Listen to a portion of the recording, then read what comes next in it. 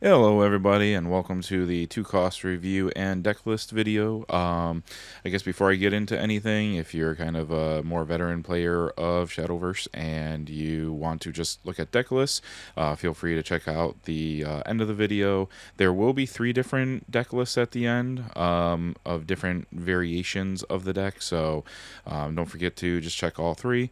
But if you want to kind of stick through and have me kind of explain the cards and how they kind of function in the deck, feel free to keep watching.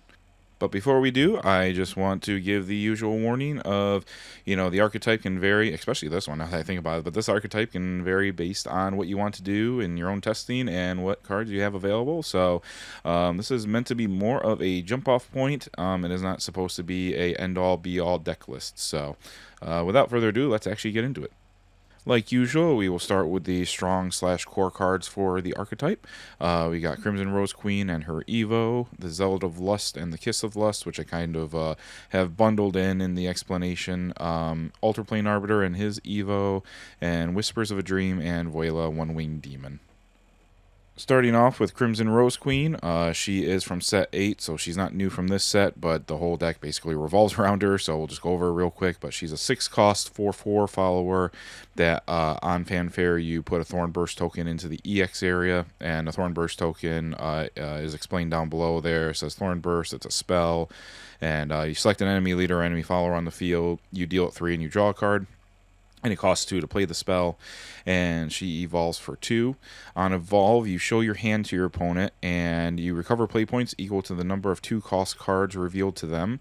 And whenever you play a card that costs 2, you choose one of the following. You can either deal 2 damage to your enemy followers on the field and heal for 2, or you deal 2 damage to the enemy leader. So she's the top end that is meant to just kind of, slowly either board control or burn your opponent to death. Also keep in mind, because the 2 damage to each enemy follower is not selecting an enemy follower, the damage does get around aura, so that's very nice. But yeah, you're gonna basically run 3 copies of her no matter how you build this deck. Next is the little Lust package that I mentioned, which is the Zealot of Lust and the Kiss of Lust. The Zealot of Lust is a 2-cost 3/2 follower that on act you can give your leader -1 life, and you select an enemy follower on the field and you deal 1 damage, and you can activate the effect twice per turn. So you can potentially just basically pay 2 life to deal 2 damage to a enemy follower. And the Kiss of Lust is a 2-cost spell that you give your leader 2 life and you draw a card, but if Sanguine is active for you, you draw 2 instead. Sanguine just means, for anyone newer, just means whenever your life would go down during your turn, it just means Sanguine is active. And so whenever you play a card that says, if Sanguine's active, do X, that means you do it. So if Zealot of Lust, if you pay 1 or 2 life for Zealot of Lust, you just activate Sanguine, and then you could just play Kiss of Lust to heal 2 and draw 2. Kiss of Lust is still good, just even if you just want to pay 2 to gain 2 life and draw 1 card. It's just a great card, and I kind of have it in the core compared to all the other ones because it's the only 2 Sanguine related cards that throughout all the builds you'll see later, it's just in all of them no matter what you're doing. So yeah, good card is good. Next up is Altar Plane Arbiter, or sometimes I call him APA for short. He's a 5-cost 5/5 follower that on Fanfare you declare any number. You bury the top 5 cards of your deck, which basically means mill for the new people. Deal X damage to each enemy follower on the field, and X equals the number of cards buried this way that the cost of the card cost that you declared. So with this deck, you're gonna basically always just call 2. So if you, let's say, mill 3 2 costs, then you deal 3 across the board on all your opponent's followers. And this also does get around aura because you're not targeting any follower specifically. You can evolve him for 2, and on evolve you can select 3 cards with different names in your cemetery, and if they each cost the same number of play points, you add them to your hand. So he's a great hand refill, and because he basically total costs 7 play points to do everything, and Crimson Rose Queen costs 8 play points to do everything, the ideal situation is you do Altar Plane Arbiter on turn 7, 7, and then on turn 8 you've got all these 2-cost cards in hand, and you just start, you play Crimson Rose Queen, and you'll just refill your play points up to like 6 or 7 easily. Next is another 2-cost that, regardless of the build, seems to just be a consistent card throughout, and that's Whispers of a Dream. It's a 2-cost quick spell that you get to select an enemy follower that costs 3 or less and destroy it, and you mill the top card. So the milling helps with the little bit of necro charge you might be doing. For what it's worth as well, the 3-cost doesn't change when a follower evolves. So, there's a ton of 3-cost 1 play point Evo followers, and even though you spent 4 play points to summon and evolve it, even in the Evo form, the cost is still 3. So, and right now there's a lot of cards that cost 3 that have been crazy, especially in Dirt Rune between like Riley and Ancient Alchemist. So this is a very welcome card to kind of keep in your back pocket during your opponent's turn. Next up is Voila, One-Winged Demon. It is a 2-cost 2/2 demon follower, and she has an act ability that for 1 play point you can reveal the top card of your deck, and if it's a 2-cost card you put it in your EX area, and it costs 2 less to play for the turn, and you can only activate this once per turn. Even though she is a 2-cost, I technically basically consider her a 3-cost. The deck does occasionally have 1 lingering play point left over, especially on like the odd turns when you have like 3 or 5 or 7 play points. So between things like Altar Plane Arbiter and Voila, they at least have either odd costs, or between their summon and their act ability, it is an odd number of play points used. So even when you evolve, one thing you got to keep in mind too is even when you evolve Crimson Rose Queen and you show your hand, you have to kind of keep track of if it's going to be an odd or even number of play points, because if it's odd, then you could always use Voila for her skill to hopefully get 1 more 2-cost card to proc and activate. If the card is not a 2-cost, it does just stay at the top of the deck. So it's not like it gets milled or anything for what it's worth, but yeah, just a good overall card that can help you extend just a little bit further with a little bit of luck. You basically can hopefully get 2 play points worth of value with just 1, but it's kind of the top deck, just making sure hopefully you hit a 2-cost instead of like Crimson Rose Queen or Altar Plane Arbiter. Most decks also tend to run a 1 more non-2-cost, which usually is like Ruinai or the Purgation's Blade with Maisha, but we'll get there when we get there. Up next are the quote-unquote good cards. As you will probably notice if you have been playing the game for a while, these are all cards that were used or available during set 8. I actually have another batch of good cards after this batch of good cards to go over that are the more set 9 stuff. There's just so many good 2-cost cards depending on what you're doing that just you kind of have 2 slides full of cards. But for this section at least, we're going to talk about Ruinai, Omen of Silence and his Evo, Thundering Roar, Sonata of Silence, Surefire Bullet, Razor Claw, Demonium Punk Devil, and Hell's Unleasher. So first off is what many people just consider to be the quote-unquote silence package. So you got Ruinai and his Evo, Thundering Roar, and Sonata of Silence. Ruinai himself, he's a 3-cost 3/3 follower that fanfare. If you have Necrocharge 10, you select an enemy follower that costs 3 play points or less and destroy it. So it's kind of just like a slower Whispers of a Dream. And while he's on the board in general, any spell the opponent plays costs 1 more. So he has a little bit of a tax there for spells. And he Evos for 1. And on Evolve, every opponent, I forgot about that with Glory Finder, but each opponent discards a random card. Usually what I do is I'll just roll the dice app on the phone to randomly choose a card, and he still keeps the spell tax as well, even on Evo. The Thundering Roar is a 2-cost spell that you choose one of the following, but if you have Necrocharge 10, you can choose both. The first one is your opponent discards a random card, and the second one is dealing 3 damage to an enemy follower. Usually, most of the time, you're going to be doing the random discard. Maybe on a rare occasion, you might I wouldn't even say rare. It's probably somewhat frequently. You'd probably deal 3 damage to an enemy follower early on. But if your opponent doesn't have any followers on the board early on, it's like, all right, cool, just, randomly discard a card, please. And then Sonata of Silence is a 2-cost spell that you select a Rule and Eye Omen of Silence in your cemetery and you summon it. And if you have Necrocharge 10, every opponent discards another random card. And then, so it's great value. It's 1 less play point to play Rule and Eye from cemetery. And then, especially if you have Necrocharge 10, your opponent randomly discard. I mean, there's so many cards that your opponent is going to discard with Sonata of Silence, doing Sonata and then replaying Rule and Eye. And then, if you're Necrocharge 10, popping a 3 play point follower on the board. And then if you evolve Rule and Eye, your opponent randomly discards again. So with 1 card, you can potentially go 1 for 3. So crazy strong cards. Next up is the Tried and True Surefire Bullet, all the way from set 2. It is a 2-cost spell that has Quick. You select an enemy follower on the field and you deal 3, but if it's an evolved follower, you deal 4 instead. Just good damage, good baseline card to kind of, consider when people have lingering play points, and if they have 2, it's like, okay, they might have a Surefire, so you got to kind of keep the HP of your followers in mind as you kind of, navigate your turn. But, always just a good consistent card, and it's no different in 2 cost.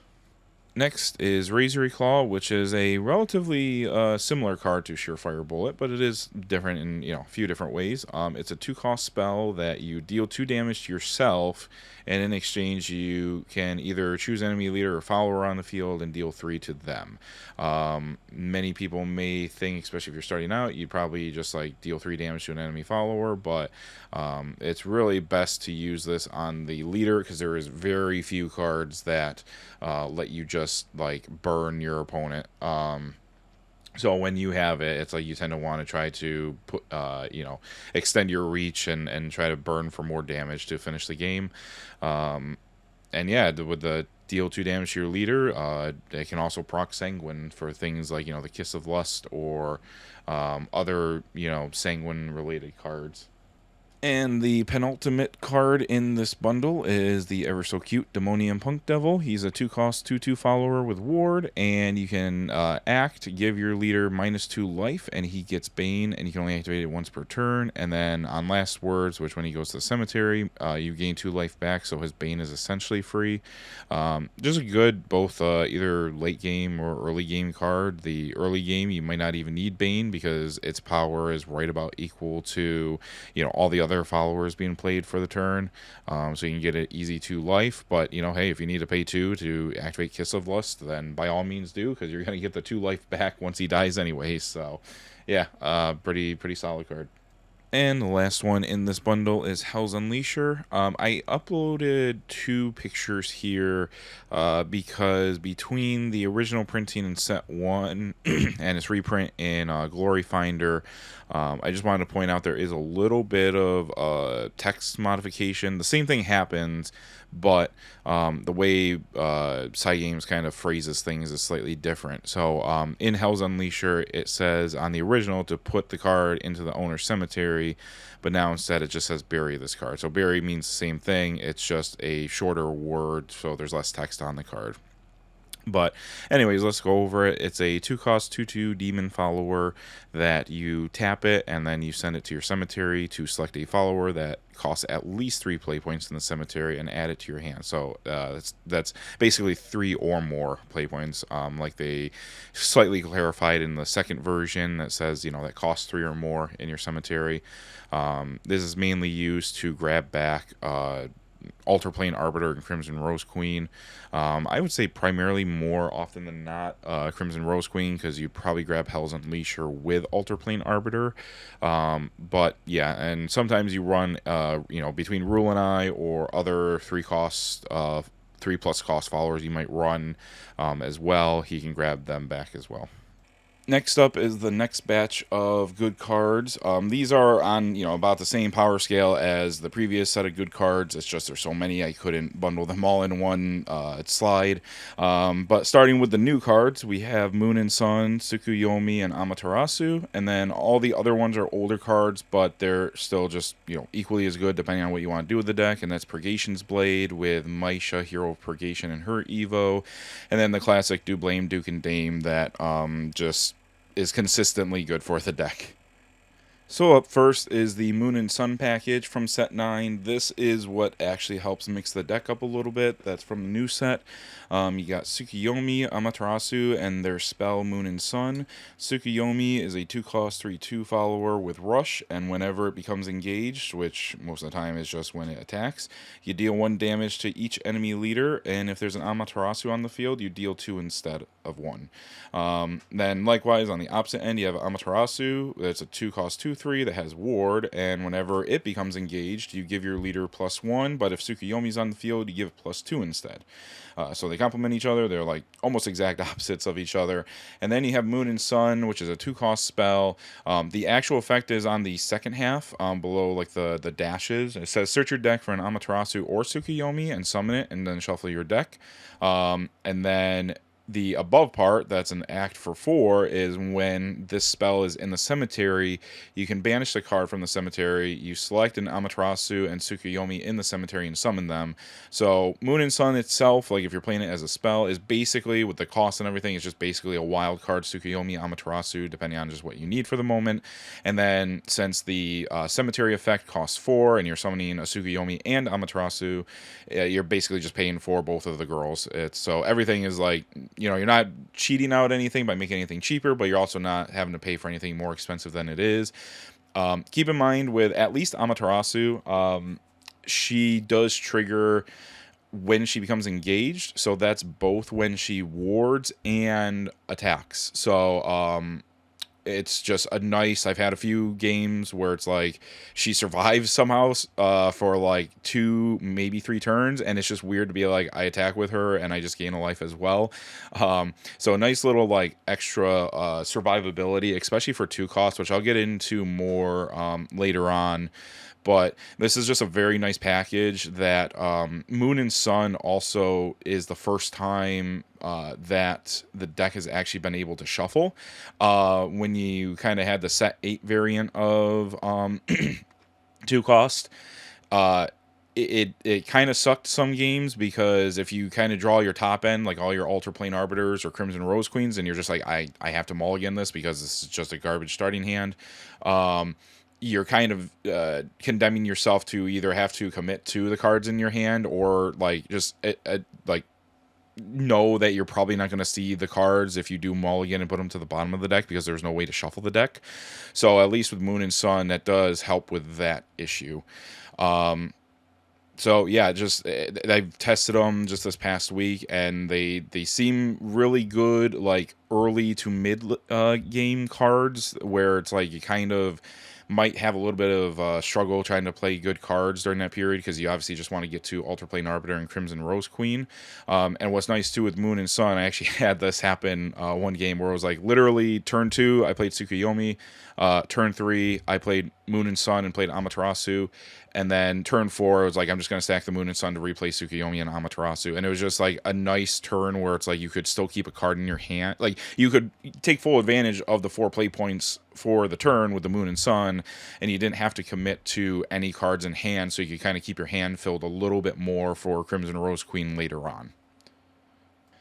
Next up is the Maisha package, which has been around ever since set 7, so this is not new by any stretch of the imagination, but it feels like with set 9's Moon and Sun package, it seems like you could actually lean into Maisha a little bit more and be fine. But let me kind of go through the cards first. You got Purgation's Blade. I'm going to start with the spell first, because Maisha kind of goes off the spell, but you've got Purgation's Blade, which is a 3-cost spell. You select an enemy follower in the field, you destroy it, and give each Maisha hero Purgation on your field +1 attack for every follower in your cemetery.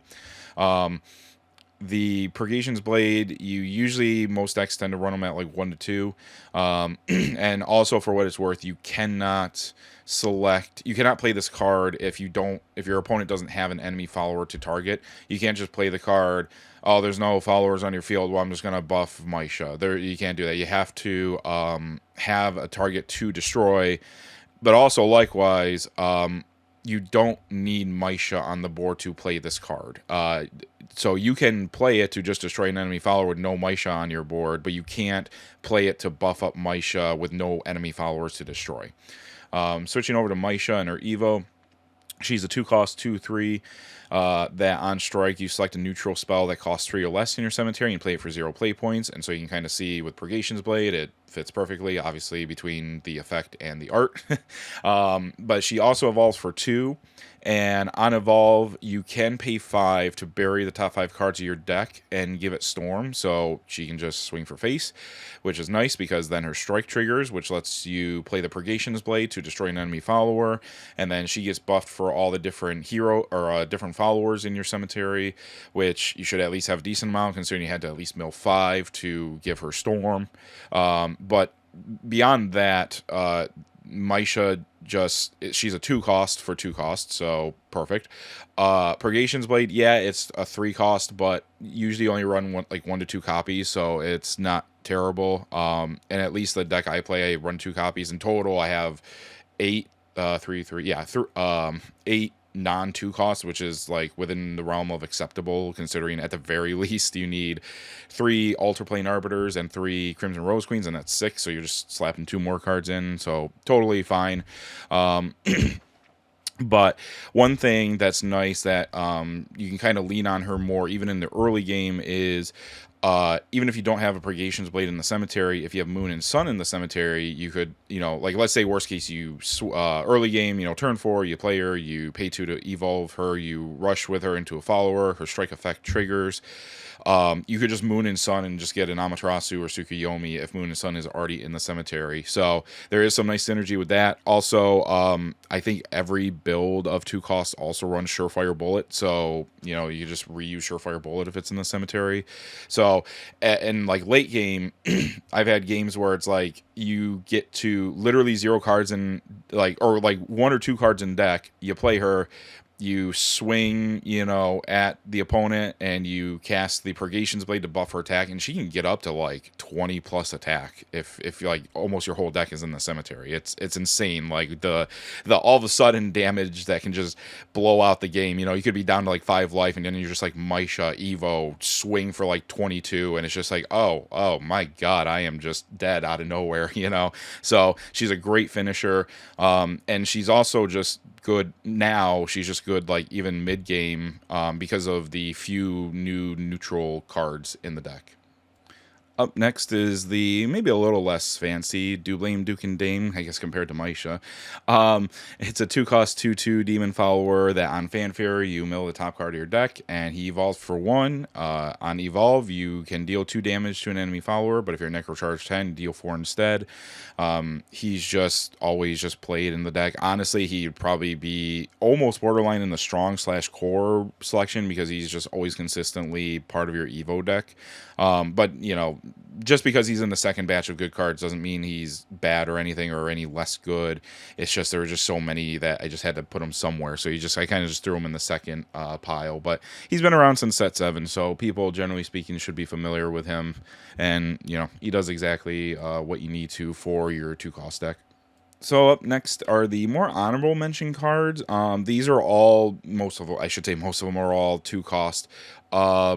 But these are cards that you can either kind of use if you're kind of short on some cards, or there's actually a deck list I will show at the end that actually utilizes kind of and leans more into the Sanguine package of cards, especially on the bottom half, the Blood Moon, the Antelope Pelt Warrior, Aragavi the Berserker, and Valneric, Omen of Lust. But I'll also just go through the top half too of Undying Resentment, Forbidden Art, Altered Fate, and Hellblaze Demon, and just kind of how they can kind of fit in the deck if you need to, or you're short on certain cards, and you just kind of need to fill out a deck, or who knows, maybe you just want to try something spicy. Up first is Undying Resentment. It's a 2-cost departed spell that quick. You can select enemy follower on the field, deal it 3, and you mill one.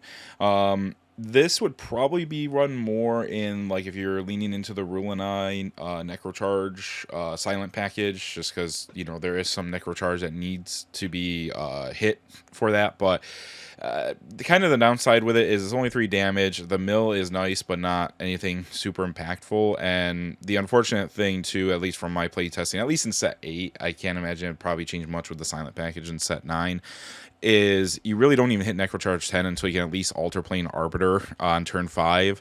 So, you know, while the extra mill is nice, it's kind of okay.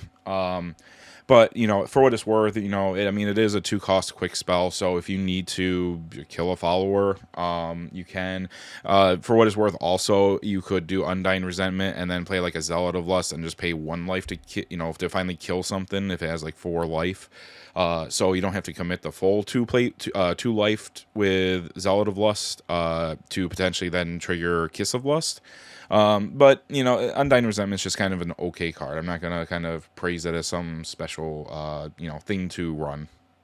Next up is very similar to Undying Resentment, Forbidden Art. It too is a 2-cost spell. That's funny enough also departed, but and Machina. But it lets you select an enemy found in the field and you deal it 4. The second half here doesn't tend to apply for the deck if you do run it, because you're not going to run Nicola Forbidden Strength. But if you do have Nicola Forbidden Strength on the field, you deal 6 damage instead.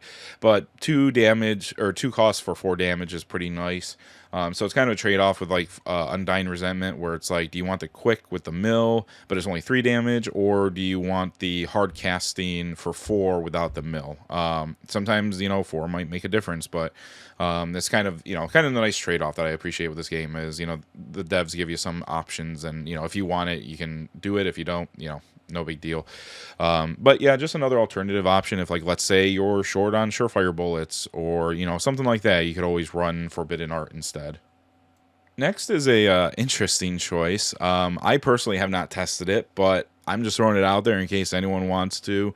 It's certainly a good test. Is Altered Fate. It too is a 2-cost spell, and each player returns their hand to their deck. They shuffle it and they draw the number of cards that they return back to their deck, and then the person who plays the card just draws 1 more, basically to replace the Altered Fate card that they casted.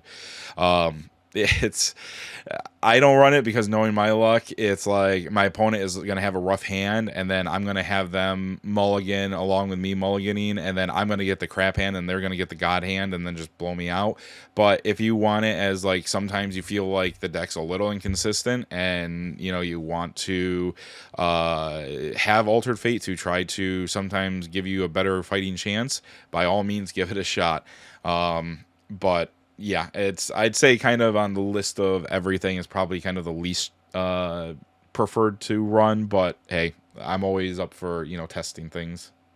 Next up is Hellblaze Demon, 2 costs, 2/3 follower, that on Fanfare you discard a card and you put the top card of your deck into your EX area, and if it's a follower it gets +1/+1. So it's kind of like a cycle, but with a potential upside of the +1/+1, but also your opponent will know what you get as well, which in this game is not a huge deal, but, you know, if there is a little bit of trying to figure out what you should do, or if it's like a quick spell, let's say, like, you accidentally get Whispers of a Dream or Surefire Bullet off of Hellblaze, then your opponent will just know that if you're floating 2 play points that you definitely have it.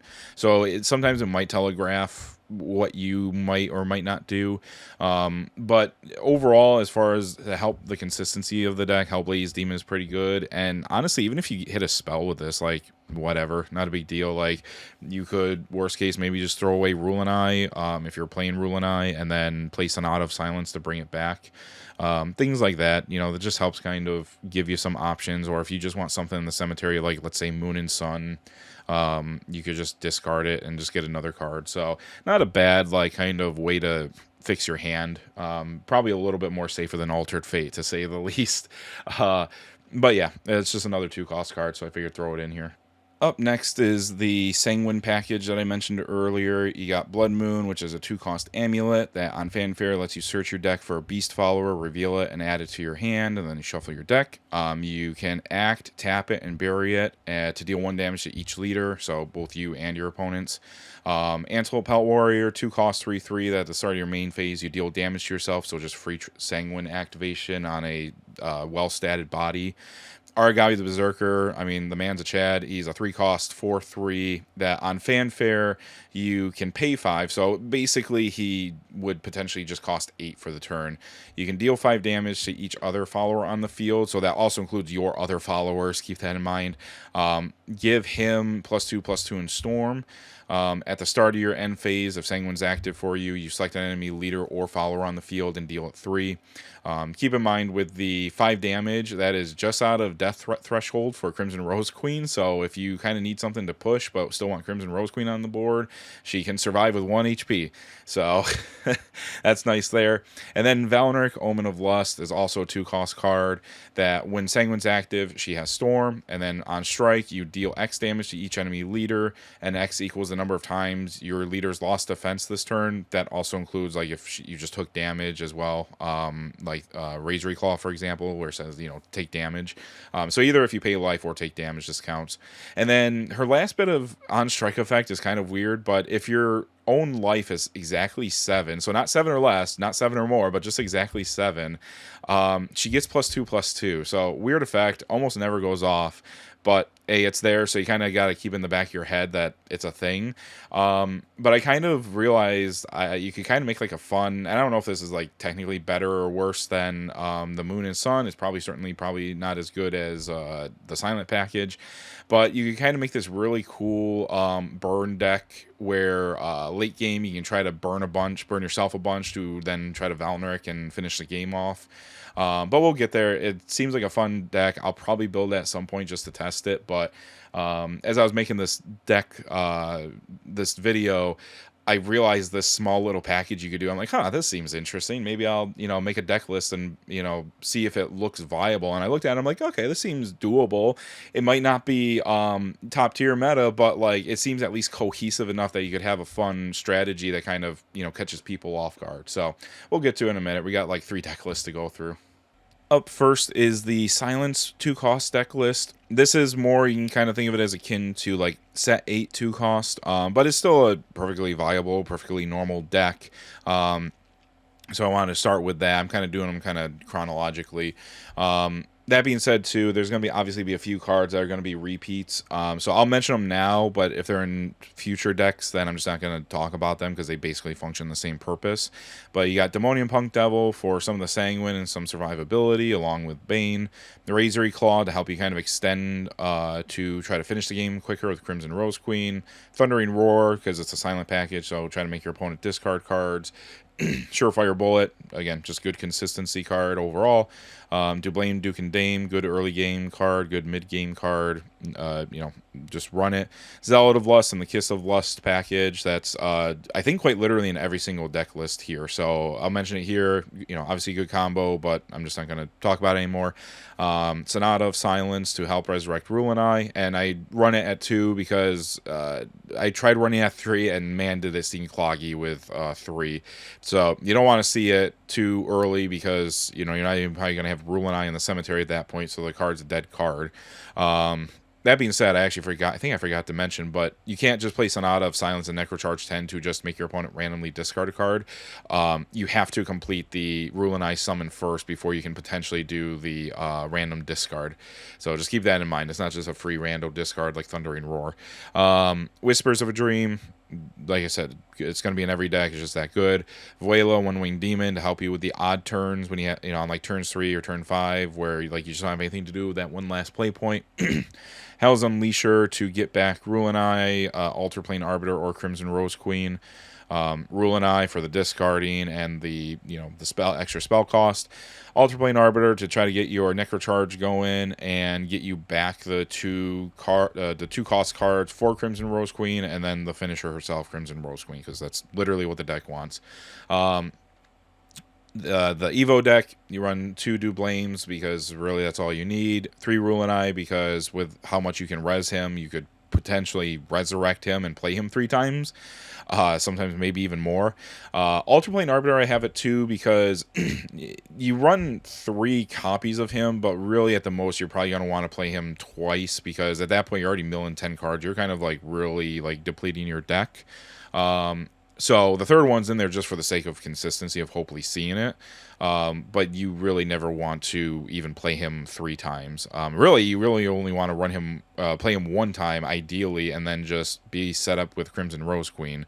But you run 2 just in case, and then Crimson Rose Queen, because she's obviously the boss of the deck. So I've literally had games where it's like the game will continue even after 3 Crimson Rose Queens. So it's like you got to find other ways to win. But that's usually where like the discarding comes into effect to make your opponent kind of not be able to do much.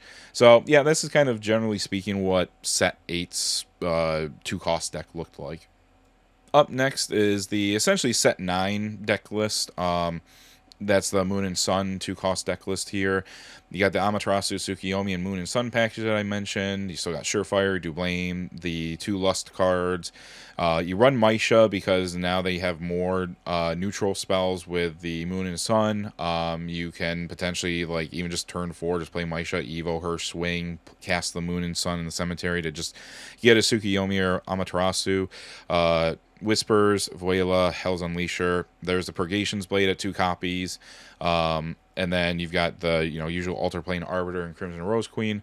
Maisha kind of essentially takes over Rulanai's spot, and because you only need 2 copies of the sword, this deck actually seems more consistent with Vuela. And I know it's only 1 less non-2-cost card, but it is weird how like the smallest little changes just feel so like different, at least when I play test it.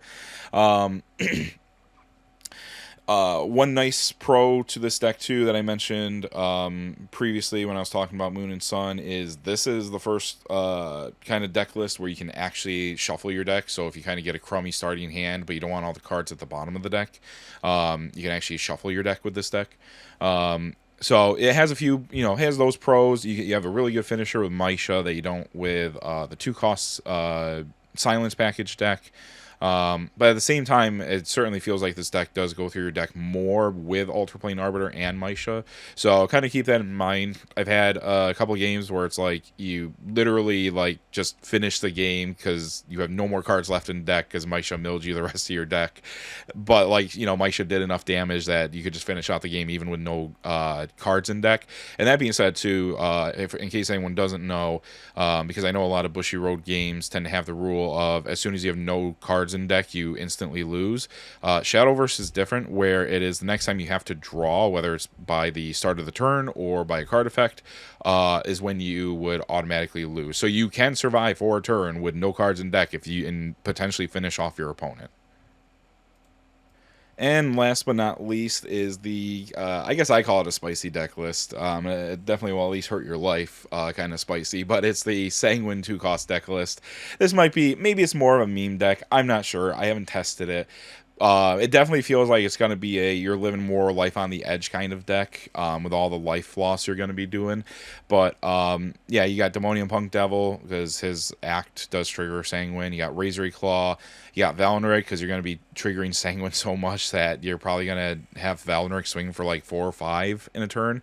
You got Surefire Bullet, Do Blame, Zealot of Lust, and Kiss of Lust. Like I said, those 2 just are always in whichever deck I've shown you. You got Blood Moon, which is I think like literally the first amulet that I think this like any of the decks have.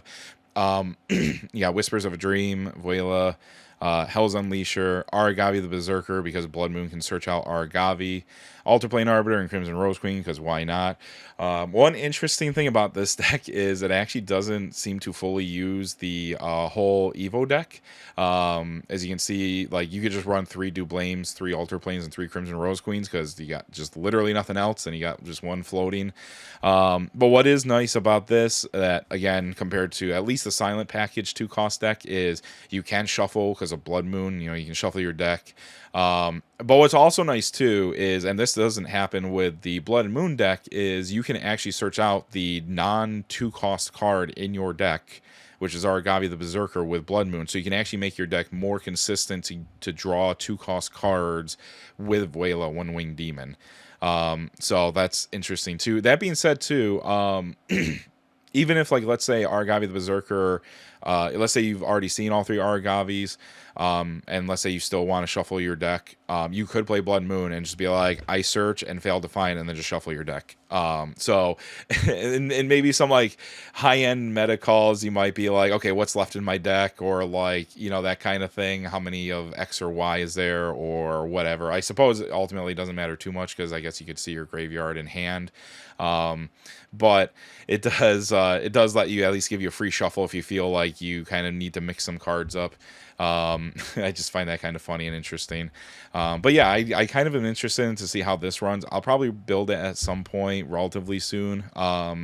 I was just finishing testing off the Blood and Moon version.